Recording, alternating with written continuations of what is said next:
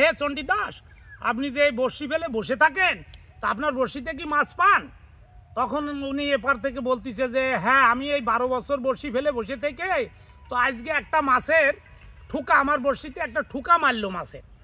বন্ধুরা, চণ্ডীদাস ও রজকিনীর প্রেম কাহিনী আমরা সবাই জানি, তবে আজকে আমি যেখানে দাঁড়িয়ে আছি এই জায়গাটাই চণ্ডীদাস এখানেই বসে ফেলতে এবং রজকিনী ছিল এই যে সামনে যে নদীটা দেখছেন নদীর ওই প্রান্তে।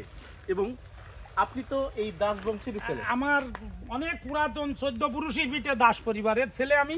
আচ্ছা, এই জায়গা তো ঠিক আছে। হ্যাঁ, এইটাই এখানে একটা পাকা ঘাট ছিল। আমরা ছোটর সময় বর্ষি ফেলেছি। আমরা এখানে মাছ, অনেক দ্বীপ, জলাশয়, স্রোত, নদী এখানটাই।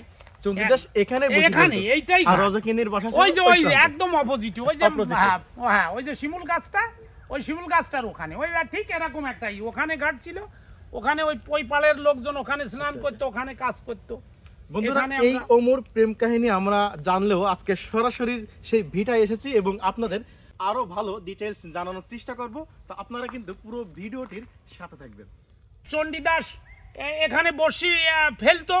ওপারে হচ্ছে যে নাবালিকা, হচ্ছে যে আপনার রজকিনী, ধোপাদের মেয়ে, ছোট মেয়ে, খুব সুন্দরী মেয়ে, আবার ইনিও জমিদার বংশের অত্যন্ত সুন্দর পুরুষ। তো ওই মেয়েটার প্রতি ওনার লক্ষ্য পড়ে যে এই ছোট্ট মেয়েটা প্রতিনিয়ত কাপড় কাচে। এইভাবে উনি বসি ফেলতেই থাকে।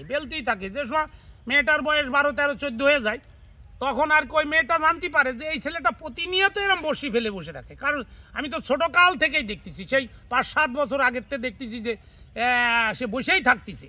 তারপরে ও জানতে পারলো ওই জমিদার বাড়ির ছেলে।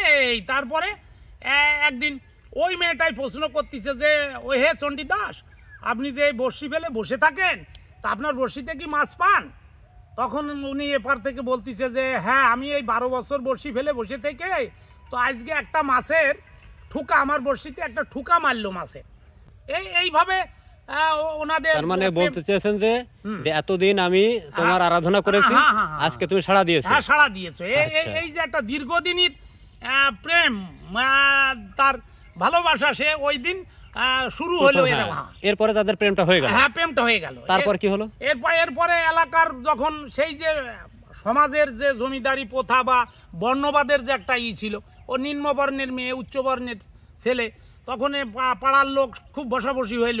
বলি একটা সাজার ব্যবস্থায়, ধুপাদের একটা সাজার ব্যবস্থা হতে যাচ্ছে।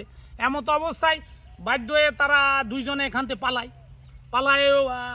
ভারতের পুরুলিয়া কি বর্ধমানের ভিতরে তারা ওখানে যে বসবাস করতে থাকে, ঘর সংসার পাইতে। এবং চণ্ডীদাস প্রথম অবস্থায় আমরা যা পাই যে উনি দুর্গা দেবীর আরাধনা করতেন। তারপরে উনি দুর্গা দেবীর আরাধনা বাদ দিয়ে গোবিন্দের আরাধনায়, অর্থাৎ ঈশ্বরের আরাধনায় চলে যান। ওখানে থাকতেন। জানাজানি হয়ে গেল এপার বাংলা ওপার বাংলা, যে ওরা ওখানে রয়েছে পালাই। সেই যে পুরুলিয়া চলে গেল, আর কি তার বাসভূমিতে ফেরত এসেছে? না, আমার পাইনি যে এখানে এসে আবার পুনরায় ফিরে আইছে, এরকম ইতিহাস নেই।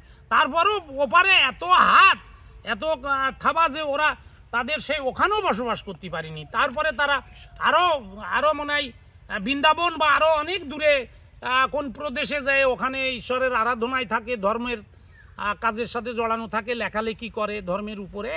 এইগুলোই আমরা জানি আর কি। ওরা আর ফিরে আসেনি।